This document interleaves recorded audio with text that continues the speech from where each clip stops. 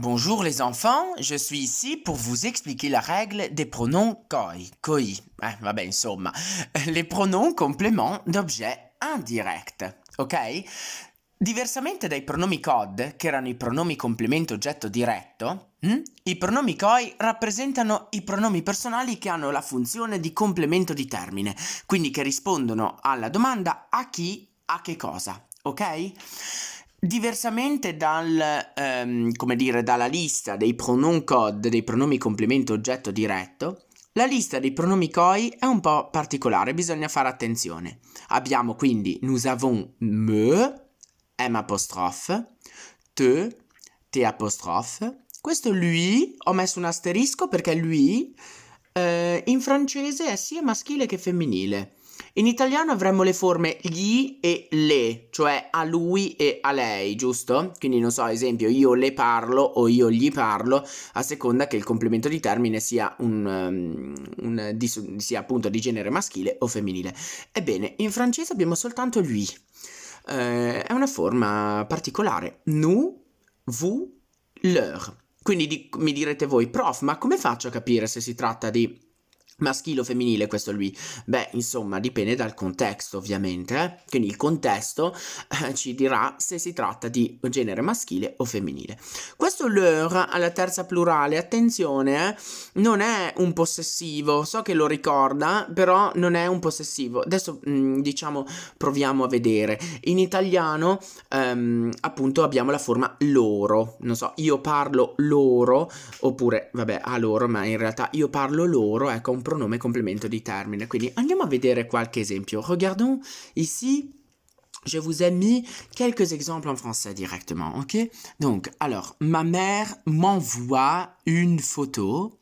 Mia madre, no, mi invia una foto. Vedete, questo me è un complemento di termine, cioè invia a me, vero? Ecco, l'analisi logica è importantissima, studiatela, Fatemi questo regalo, questo favore.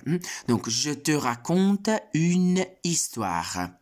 Io ti racconto una storia. Questo ti, je te raconte, è esattamente come in italiano, anche la posizione. Ovviamente vanno messi prima del verbo, vero? Per cui è molto importante. Allora, elle lui parle beaucoup. Questo elle lui parle beaucoup in francese potrebbe essere lei gli parla molto oppure lei le parla molto. È equivalente, dipende dal context. In francese quindi abbiamo solo una forma per il complemento di termine maschile e femminile di terza persona. Quindi on nous a téléphoné. Ci hanno telefonato sarebbe, no? Qualcuno, ecco. Quindi on nous a téléphoné, questo nous è un complemento di termine, a noi, no? Ecco, a chi, a che cosa. Ecco, je vous propose un accord. Vi propongo un accordo. Questo vous è un complemento di termine. Io vi propongo a voi, giusto? Ecco, je vous propose un accord. Elles leur ont fait un cadeau. Loro, ragazze, hanno fatto loro un regalo. Diciamo in italiano ormai colloquiale è accettata la forma gli hanno fatto un regalo, ma a me non piace. Comunque, elles leur ont fait un cadeau, giusto? Questo un fait è un bel passé composé, quindi insomma è importante. Allora, elles leur ont fait un cadeau, questo leur non è un possessivo, attenzione, è un complemento di termine in questo caso, donc un pronom coi, mi raccomando. All'imperatif affirmatif, esattamente come avveniva per i pronomi cod, che abbiamo visto poco tempo fa, ecco, all'imperatif affirmatif i pronomi coi vanno messi dopo il verbo e legati adesso con un trattino, un trait d'union. Inoltre, come sempre per i pronomi cod, me e te diventano moi et toi per ragioni fonetiche, per questioni di pronuncia ovviamente, diciamo suono, perché il francese non ammette dei suoni così brutti, quindi bisogna cercare di dirli bene. Quindi allora parlez-lui potrebbe essere, come dicevamo prima, parlategli o parlatele.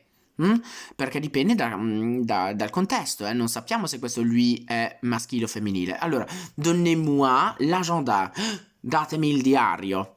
Attenzione, questo è brutto da dire, sembra, no? Le notine non sono mai belle, quindi allora donnez-moi l'agenda, datemi. Quindi è molto importante imparare a utilizzare bene questi pronom coi, sono molto comuni e ovviamente presenti in ogni discorso quasi, quindi insomma bisogna saperli, conoscerli bene. Quindi i pronomi coi vanno messi sempre come si faceva anche con quelli cod, quando c'è un infinito vanno messi prima perché l'italiano ammette la posposizione del pronome, cioè l'italiano lo mette alla fine dell'infinito in genere il pronome, quindi puoi scrivergli o scriverle più spesso, in francese diventerà tu peux lui écrire. Écrire è l'infinito di scrivere, ovviamente del terzo gruppo, questo lui viene messo prima, quindi tu peux lui écrire plus souvent. In realtà non è una domanda, io l'ho messa come affermazione, vabbè. Comunque, on doit leur parler doucement, che vuol dire bisogna, occorre, si deve parlar loro dolcemente, nel senso di piano.